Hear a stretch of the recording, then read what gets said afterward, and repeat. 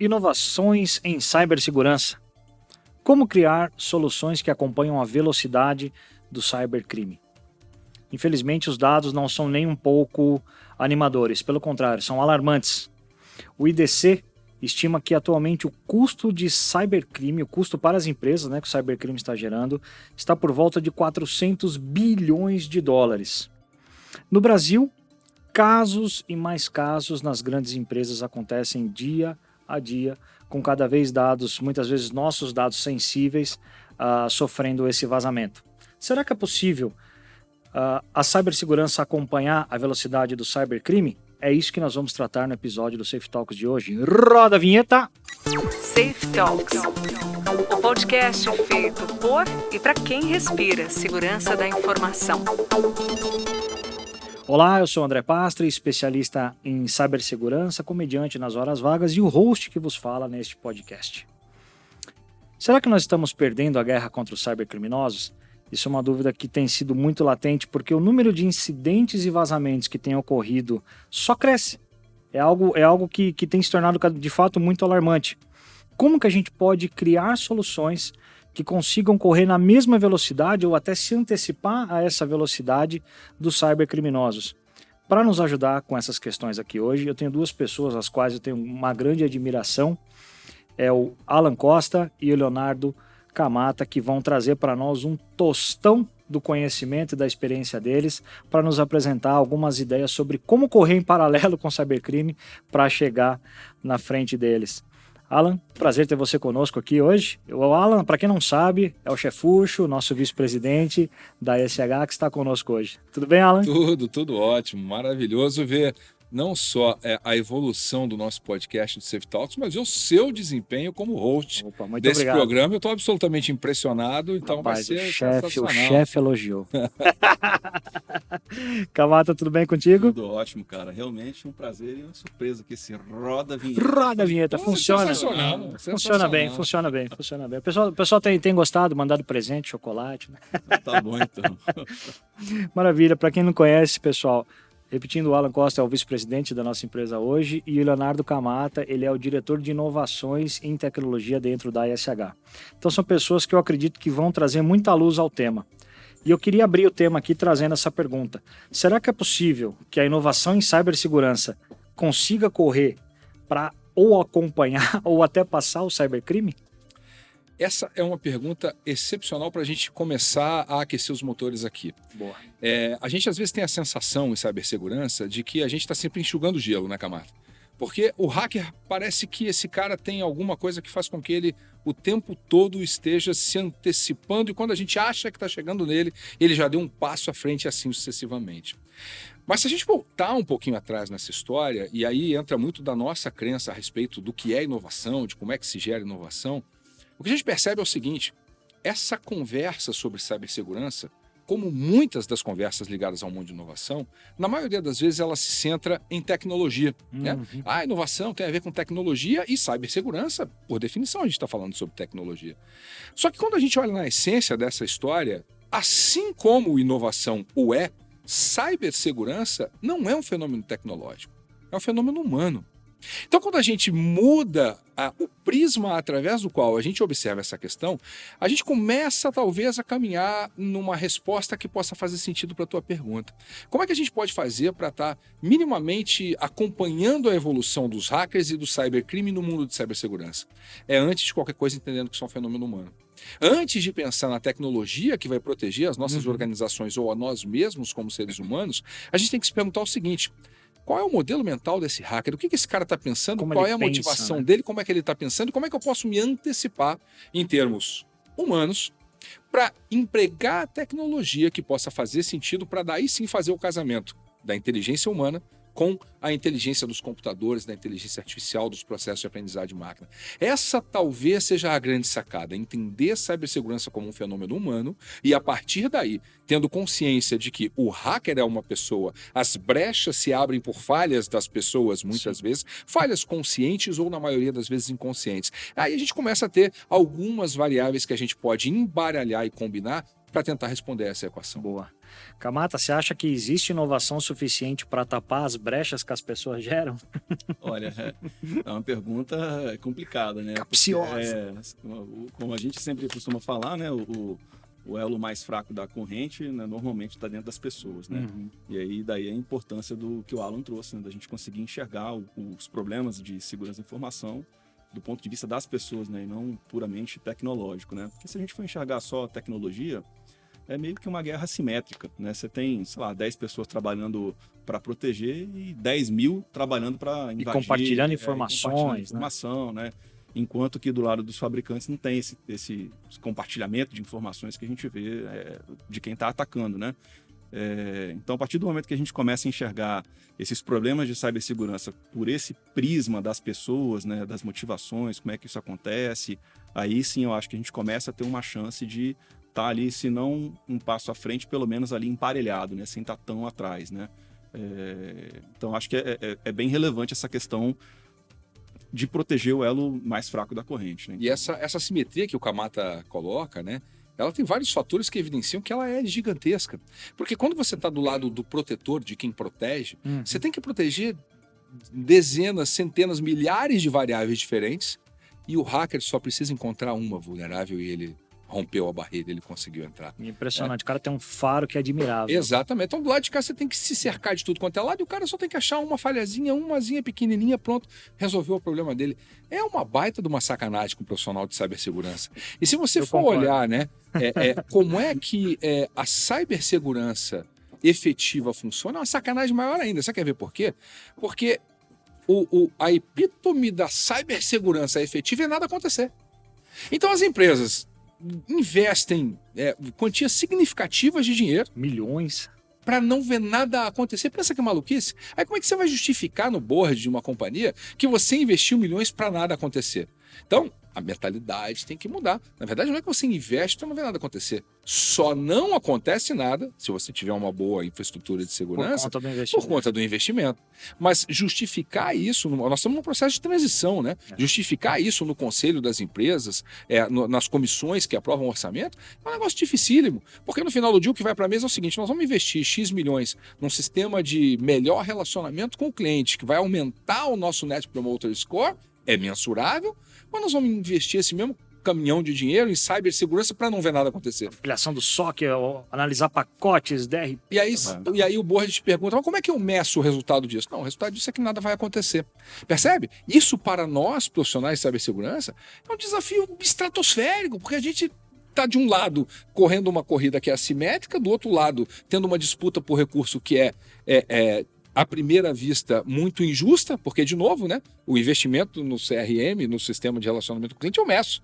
O investimento na cibersegurança, não necessariamente. Então, de novo, como é que você sai dessa sinuca? Cara, passa a entender cibersegurança como um fenômeno humano. Porque se você o fizer, até na hora de justificar esse investimento, você não vai fazê-lo pelo ponto de vista da tecnologia que você está comprando, mas você vai fazê-lo pelo viés de mostrar a este outro ser humano com quem você está negociando o seu orçamento que aquele caminho tem implicações humanas, perda de reputação para a companhia, perda de clientes, dados dos clientes sensíveis que vazam e assim por diante. Né? Isso acontece demais, né? Eu trabalhei já em indústria, né? Algumas indústrias aí, e a gente sempre via que o pessoal da área industrial, né, tinha praticamente orçamento limitado, né? Traz a máquina que precisar trazer e tal, e a TI sempre teve o orçamento mais complicado de ser aprovado, justamente pela questão de tangibilizar. O cara fala, vou trocar aqui, sei lá, uma linha de automação, você consegue tangibilizar a produtividade, você consegue tangibilizar a economia de escala, uma série de coisas que lá atrás, quando a gente falava de segurança da informação, né, como é que você tangibiliza que se eu não for atacado, ou se eu for atacado, quanto que vai dar? Então, sempre foi muito mais complicado você conseguir tangibilizar esse investimento em segurança por conta disso que o Alan comentou, de tô investindo para ver nada acontecer, né? Eu vejo que o pessoal compara muito com seguro de carro, né? O pessoal fala assim, não, é que nem seguro, eu pago para não usar. Eu falo, não é que você paga para não usar, é diferente. O approach é totalmente diferente. Você paga como se você pagasse, você não ia bater o carro. O conceito é diferente, não é o conceito de seguro que caso você bata, você tem a reparação, você tem etc. É para não bater. E isso tecnologicamente falando, cara, eu imagino que deve ser um desafio absurdo, né? Porque, principalmente você, Kamata, como que a tecnologia se inova tão rápido a ponto de conseguir descobrir uma falha que as pessoas podem gerar, um costume ou uma falha sistêmica? Então, assim, as falhas elas estão acontecendo o tempo todo, né? A gente está aqui conversando, tem alguém procurando algum lugar para poder atacar, tem algum zero day que vai sair, ou às vezes até mais complicado, né? Não é um ataque que está baseado na vulnerabilidade de uma tecnologia específica, é algo novo, fora da caixa, que surgiu e talvez ainda não tenha uma solução para poder endereçar aquilo, né? Então, quando a gente fala de criar novas plataformas para proteger as empresas, proteger as pessoas, né? Às vezes a gente tem que muitas vezes também pensar fora da caixa, né? Tem alguns ataques que acontecem, que a gente quando vai observar, eles não são baseados na tecnologia, eles são baseados em um determinado processo ou em um determinado comportamento. Então, parte da gente estar emparelhado ou um passo à frente do que está acontecendo é a gente conseguir visualizar e, como o Alan comentou, pensar com a cabeça do cara. Então, às vezes, quando você tem ali um hacker que tem uma infinidade de variáveis que ele pode te atacar, é você conseguir pensar nessas variáveis, porque o grande problema é que muitas vezes a gente não consegue.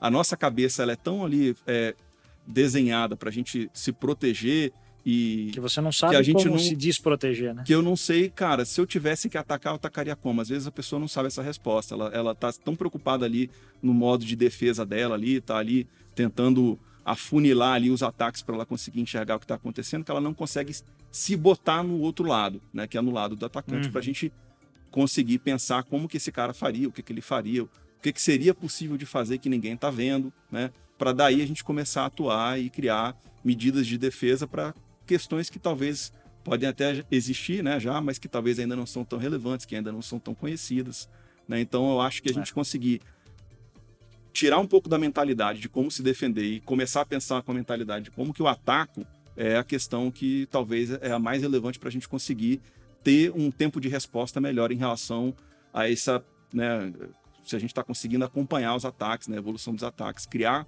métodos de defesa sem estar, sei lá, 6 meses atrás do que está acontecendo. Não adianta só a gente ficar olhando o que os padrões de mercado têm, o VASP e tantos outros que existem, olhar só o padrão, porque muitas vezes o hacker ele pensa fora desse padrão, né? Pensa fora da Ele vezes, pensa diferente, né? Às vezes a gente ouve falar de ataques que você acha que são complicadíssimos de acontecer e que o cara ele explorou um pedaço do processo que era para ser usado de um jeito e ele usou de outro. E você fala, cara, como é que esse cara conseguiu fazer isso? Como ele descobriu, né? Descobriu isso. Aí na hora que você entende, caramba, como é que nunca ninguém pensou nisso? Então, essa questão da gente olhar a tecnologia e olhar os processos de como é que eles funcionam, eu lembro muito de uma entrevista né, que teve um tempo atrás com um comediante de um programa que era do Pânico, né? E aí um entrevistador falava, sempre que eu vou fazer um evento, eu penso, se eu fosse o cara do Pânico, o que eu faria nesse evento? Que ele fazia isso para ele não ser trollado quando ele fosse fazer. Então, às vezes, quando a gente está pensando em segurança da informação, a gente não pode pensar só em, beleza, eu estou fazendo o meu evento, né, cara? Mas se alguém vier pensando fora da caixa, o que esse cara pode fazer para prejudicar não o meu evento, mas a minha empresa? Né? Então, tá olhando com os outros olhos, aí sim a gente consegue ter uma chance maior de sucesso. Uma chance. Ô Alan, agora assim, olhando, voltando bem para esse tema de pessoas, né, assim, o ISC aponta que tem um gap para a América Latina entre empresas e pessoas de mais de 600 mil. Você acha que é possível a gente criar essa ideia de pensar como um hacker, de criar um departamento que analise como um hacker pensa, sendo que às vezes nem profissional, e nós três estamos na mesma empresa, a gente passa pela mesma dificuldade. Precisa contratar um profissional, cara, não tem. A gente tem que muitas vezes formar um profissional. Você acha qual que é o tamanho desse desafio que a gente enfrenta hoje? Esse é um desafio que, de novo, né, ele é inglório, né? Porque, de um lado, a gente tem uma demanda brutal por profissionais de cibersegurança que tenham esse tipo de mentalidade, que pensem com essa cabeça, mas essa é uma demanda que não é localizada, não é uma demanda nossa na SH, não é uma demanda do setor no Brasil, é uma demanda do mundo. E aí você compete, isso é pior ainda, porque você compete por profissionais que recebem em dólar trabalhando em casa. A pandemia acelerou esse processo de descentralização. Aí o cara está trabalhando em casa para uma empresa canadense, para uma empresa alemã, etc. e tal. Então, no final do dia, você não tem como fechar essa conta, né? E aí, de novo, aí vocês me conhecem, vocês me ouvem martelando isso todo dia, eu sempre vou voltar para a ideia de que processo de pessoas é a resposta. Por quê? Porque só a tecnologia não vai resolver esse processo. Então, onde é que eu quero chegar com essa ideia? talvez o primeiro e principal ponto para a gente poder se colocar minimamente em condição de igualdade com a ameaça que vem de fora é a boa e velha educação em cibersegurança. Né? É a mentalidade segura. Porque se você está olhando para uma organização, seja ela qual for, e você não tem os recursos necessários para protegê-la com tecnologias, com profissionais extremamente especializados, etc., qual é a única coisa que te sobra? Educar as pessoas para que elas adotem um comportamento seguro 100% do tempo, porque só isso já coloca a sua empresa à frente de muitas outras. É aquela história da piada lá do leão e tal, né? O leão chega lá, aí tem lá os dois bichinhos lá, os dois Bambi e tal, e aí um olha pro outro, você tá calçando tênis pra quê? Você não vai correr mais que o leão. Ele fala, cara, eu não preciso correr mais do que o leão, eu só preciso correr mais do que você. É mais ou menos essa lógica. Porque se eu, dentro da minha empresa, faço esse trabalho de desenvolver mentalidade segura, comportamento seguro nas pessoas, nos colaboradores, eu já dei um baita passo na direção de conseguir equilibrar minimamente essa história. A gente, quando conversa com as pessoas, fala essa história de mentalidade segura, eu sempre uso esse exemplo. Qualquer lugar que você chega, você perguntar para as pessoas, quem aqui usa antivírus e tal, né? O nosso endpoint é aí no computador, no PC, no notebook, no Apple. Pô, todo mundo levanta a mão. Você não imagina ter um computador que você não tem um antivírus instalado. Faz todo sentido. Aí você pergunta, aí vem cá, e no celular, quem é que usa? Rapaz, tem 2 ou 3 que levantam a mão. As pessoas não entenderam ainda que, cara, o teu celular é tudo. Você acessa a conta bancária, rede social, e-mail corporativo, teus dados estão ali. E aí você não percebeu que você precisa proteger aquilo minimamente com alguns artifícios que possam te ajudar? Então, a gente precisa desenvolver essa mentalidade segura nas empresas. É o primeiro passo para a gente, de um lado, conseguir suplantar, né, essa dificuldade de ter gente treinada na quantidade que a gente precisaria ter para poder fazer frente aos hackers. Rapaz, que desafio comensurável, hein? Não tem como medir isso. Eu acho bem complicado mesmo, essa questão das pessoas. A gente tem um déficit gigantesco de profissionais, tá? E como o Alan comentou, né, a pandemia ela acelerou muito o processo das pessoas, que lá fora já existia, né? Lá fora era super comum. Né, super comum, nos Estados Unidos, Canadá, na Europa, o cara fazer home office, né? Aqui no Brasil ainda não tinha, né? Então hoje, no Brasil especificamente e na América Latina de maneira geral, a gente acaba competindo por esses recursos aí com a empresa americana, a empresa canadense, a empresa alemã. O cara pode estar trabalhando aqui para uma empresa de fora, né? Então isso eu acho que ajuda a deixar o problema um pouquinho pior, né? E também acho que as empresas, a partir do momento que elas começam a entender que se antigamente você podia desligar o data center da empresa e a produção dela não parava, estava lá funcionando, ia, né, continuar fabricando carro, fabricando chocolate, fabricando a celulose, fabricando minério de ferro, seja lá o que for. A partir do momento que as empresas começam a entender que hoje o investimento de automação que elas faziam lá atrás, que era comprar a máquina lá que parecia até o Exterminador do Futuro para poder produzir o que seja lá o que for, se hoje não tiver um computador por trás funcionando para fazer aquela máquina operar, elas também passaram a dar mais valor a esse tipo de mão de obra que é o cara de segurança. Antigamente você entrava dentro de uma empresa do tamanho que fosse, tinha lá o cara do banco de dados, o cara da infraestrutura, o cara do Service Desk, sei lá, tinha 2 ou 3 caras lá de segurança de informação.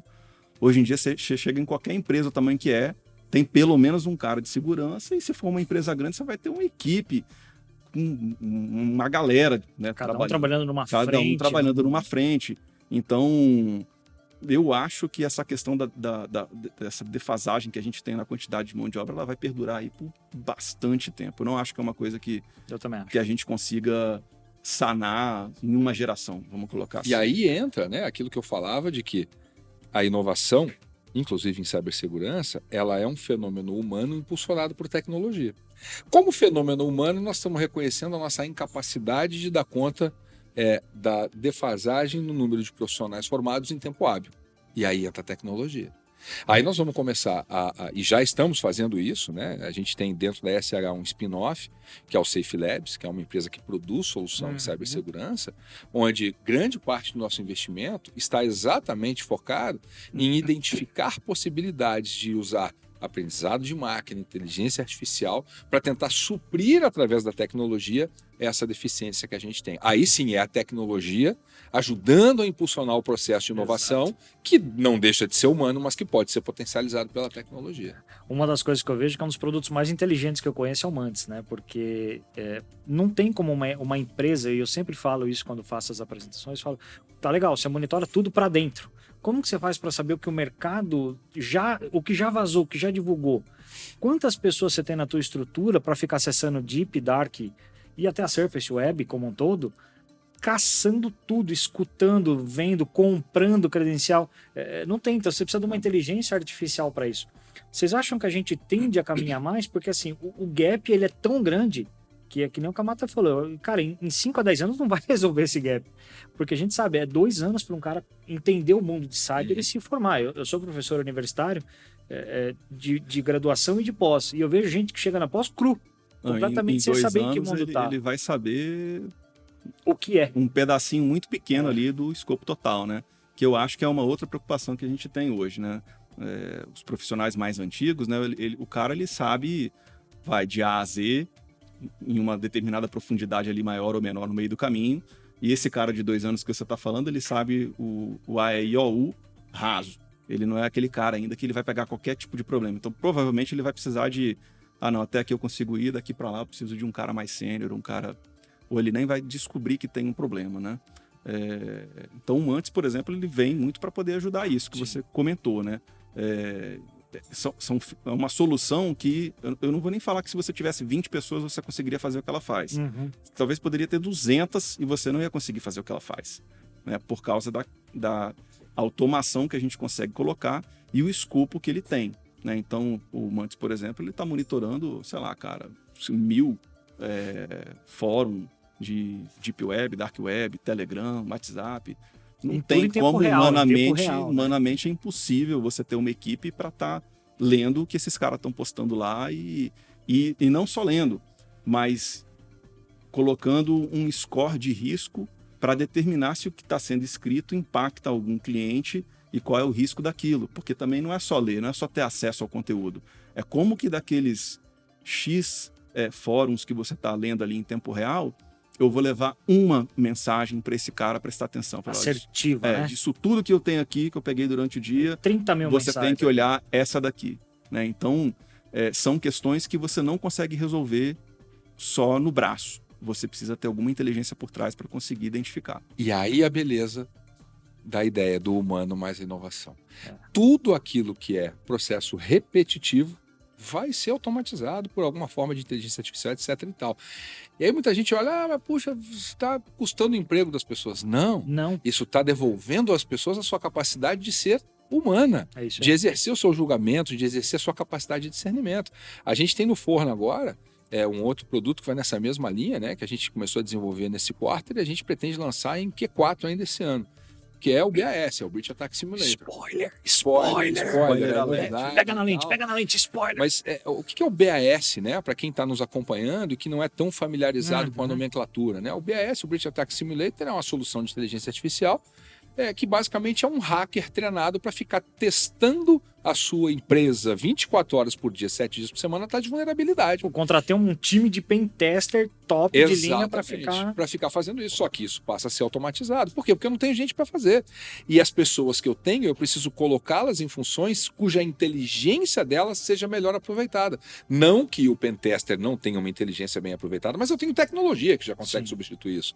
E é isso que a gente está desenvolvendo. Para que a gente possa equacionar, né, essa aparente sem solução, essa equação aparentemente sem solução, de fazer o melhor uso das inteligências que nós temos nos lugares em que essas inteligências são insubstituíveis. E no resto todo, tentar buscar possibilidades, né, de inovar criando soluções tecnológicas que equacionem isso. Em outra empresa que eu trabalhava com inteligência artificial, esse tipo de coisa, e quando eu chegava com a mochilinha da empresa, o pessoal falava, lá, chegou a foice. Porque a gente ia implementar processos. E aí, nas reuniões de convencimento, eu falava assim, gente, vamos lá. Vocês lembram quando o carro era produzido à mão? Lá pelo Henry Ford, a galera lá, os 15 funcionários primeiro dele, o cara fazia um carro 2 por mês. Né? Só que você pega aqui há 20, 30 anos atrás, talvez uns 35 anos atrás, o processo era muito manual.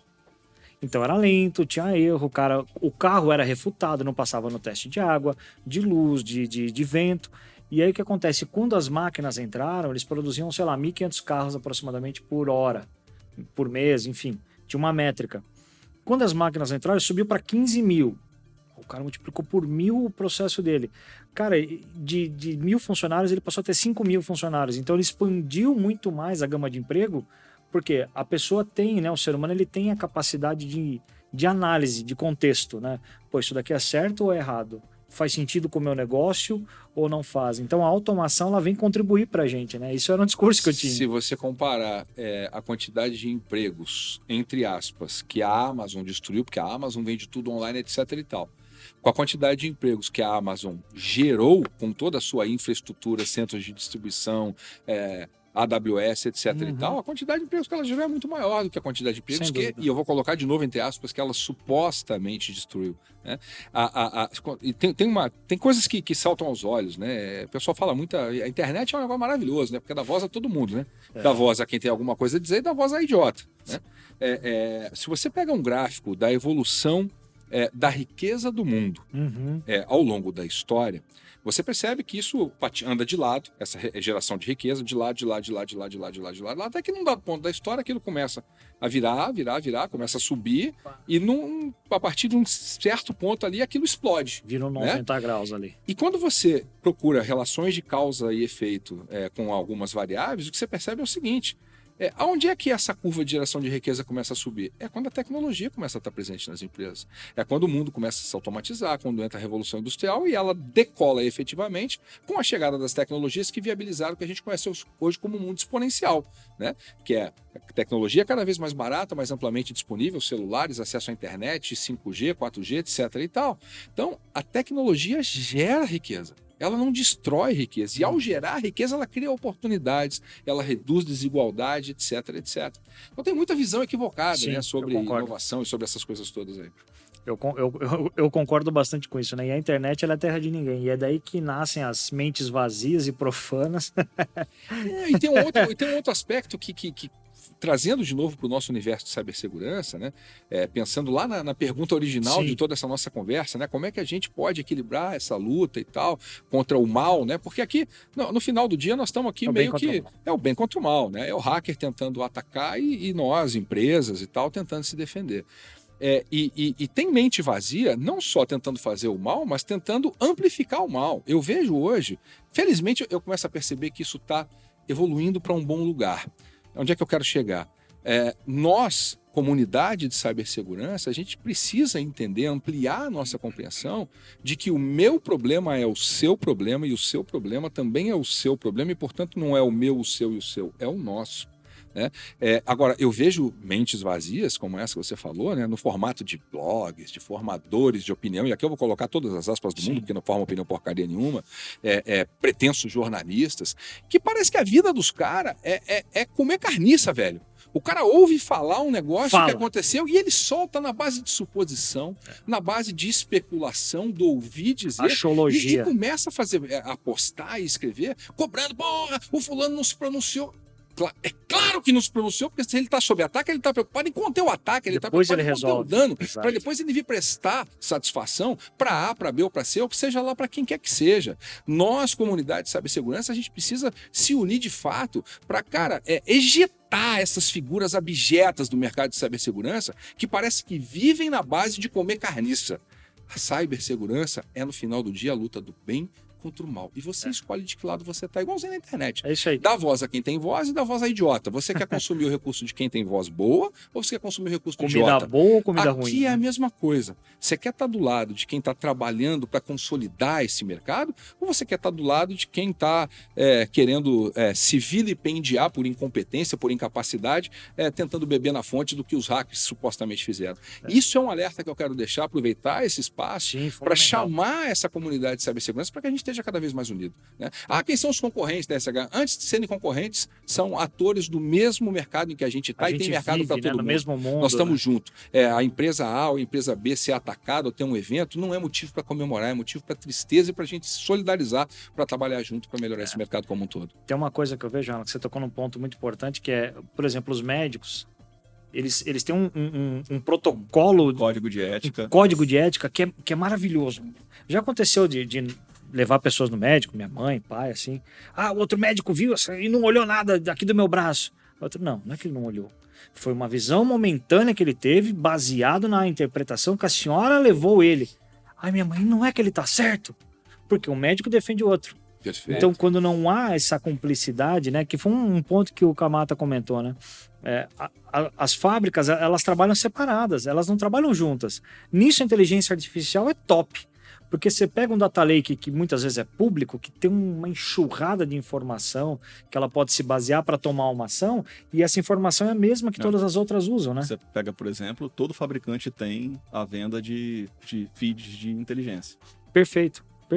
E com certeza um não compartilha com o outro, não é um negócio que é público, né? Mas que eventualmente, se fosse, com certeza teria um ganho significativo. Eu acho que essa é a principal diferença entre o hacker e tem iniciativas, né, cara, no security. mercado aí, né?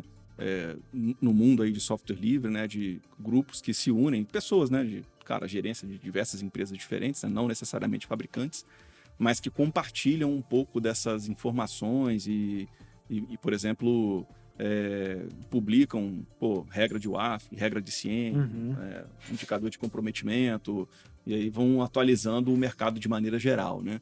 Mas é um movimento que ele é mais das pessoas físicas, vamos colocar assim, né? O que é bem bacana, né? Essa comunidade, ela tá se ajudando a proteger, independente de qual empresa você trabalha. Não é mundo de Sofia, né? Que mundo lindo, maravilhoso, agora nós vamos todo mundo dar a mão e sair abraçado. Não. A SH, como empresa, tem uma estratégia, a empresa A tem uma estratégia, e tudo bem, e isso é parte do jogo.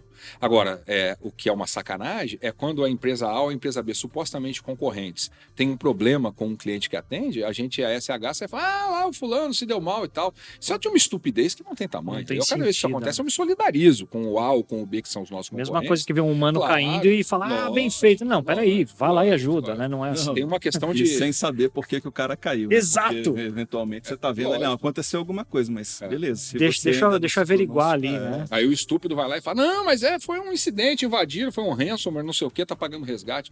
Isso não tem lugar de ser, né? No final do dia, nós do lado de cá, do lado luz da força, nós estamos todo mundo junto, lutando contra o mesmo problema, tentando fazer o país avançar, tentando fazer as empresas avançarem, criar um ambiente de negócio que seja seguro.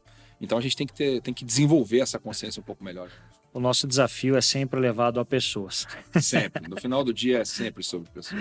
Maravilha.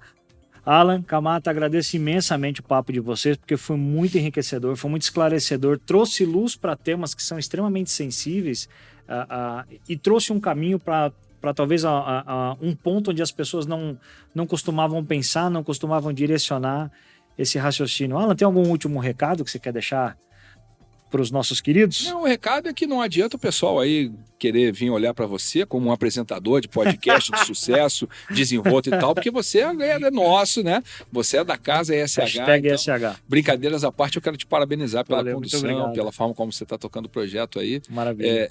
E pedir, de repente, para quem está nos ouvindo, né? A gente criou esse espaço, né? O nosso... Safe Talks, para tentar democratizar a informação sobre segurança digital e tal. Então, mandem para a gente sugestões de temas. Gostaria de ouvir sobre isso, sobre aquilo, né? Seja qual for aí o meio pelo qual você está vendo esse podcast agora, ou ouvindo esse podcast. Tive uma ideia, queria ouvir falar sobre isso e tal. Manda sugestão para a gente, que a gente está aqui. Isso aqui é um espaço para justamente cumprir com esse papel de levar informação para todo mundo. Exatamente. Maravilha. Kamata, um último recado? Não, só agradecer, muito legal, gostei de vir. Espero vir mais vezes para ver a performance do nosso amigo aí ao vivo, né? Não ficar só vendo via internet. Expectativas foram criadas, meu Deus! Tá, parabéns, muito bacana mesmo. E, cara, é isso. Segurança da informação, acho que a gente tem um longo caminho aí pela frente, mas eu acho que a gente está vencendo a guerra. Devagarzinho a gente está aí. Isso aí, eu tenho certeza disso. Alan, quer deixar suas redes sociais? Rede social, Instagram, Alan Costa Real. Esse Alan é com 2 L's. E o Real é porque não tinha nenhuma outra forma de Alan Costa. Então, só para deixar claro, né? Que assim, parece que Real. cara, é o Real. Não, é porque é a única coisa que eu achei lá. O LinkedIn também é Alan Costa, né? /Alan Costa. E aí, dali o pessoal consegue derivar, consegue achar Consegue tudo. caçar tudo. Camata, suas redes? O LinkedIn, né? LinkedIn. Leonardo.camata, né? E as demais aí eu vou deixar pro Alan. Maravilha, Alan, muito obrigado pela sua presença, pelo seu tempo aqui com a gente. Maravilha, obrigado. Camata, muito obrigado. Obrigado. Maravilha, pessoal. E assim vai ficando mais um Safe Talks. Na próxima edição, com certeza, mais um assunto quente do mercado de segurança, com mais um convidado muito especial. Muito obrigado a todos. Fui! Safe Talks, o podcast feito por e para quem respira segurança da informação.